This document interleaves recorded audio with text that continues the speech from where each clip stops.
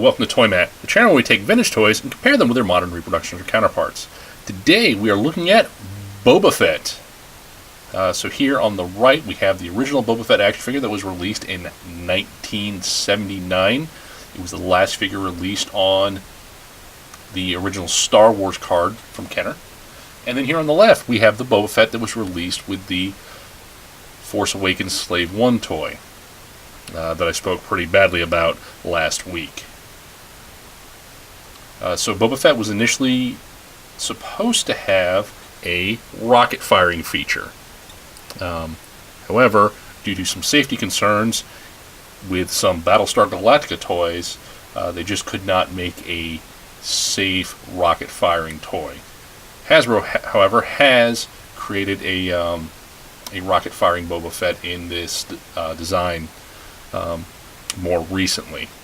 So Boba Fett originally showed up in the Star Wars Holiday Special, in the little animated short, and that's why we got a Boba Fett action figure before the Empire Strikes Back line is.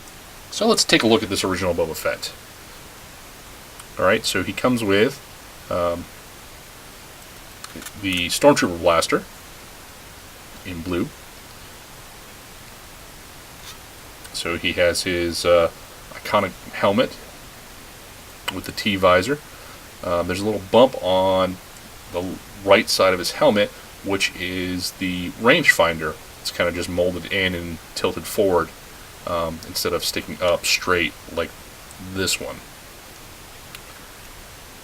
He's got his wrist dart launcher on his left gauntlet, and he's got the very iconic jetpack, and he's got some more detailing, some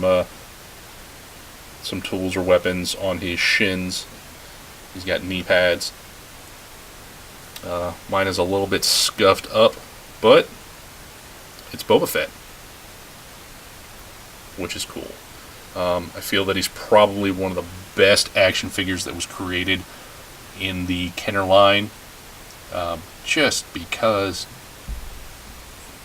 it's just cool. You know, a faceless, masked bad guy, all armored up.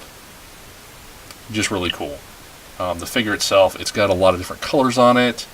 There are a lot of fine details. Again, like the thigh pouches, the shin pouches with the equipment in it, the knee pads, the wrist rocket, the detail in the armor, the shoulder pads, the rocket pack. Awesome. Just overall an awesome figure. So let's take a look at this newer Boba Fett. I believe this one was also, this mold was also released in a 2-pack with a Han Solo recently. But let's take a look at this one. So it's Boba Fett. Not only was he a cool action figure, it was a cool character design. The Mandalorian armor, the helmet, the jetpack. This figure shows that all off wonderfully, especially for a 5 point of articulation figure. So you can see all the same things: wrist rocket, knee pads, thigh pouches, shin pockets, belt pouches, the details on the armor.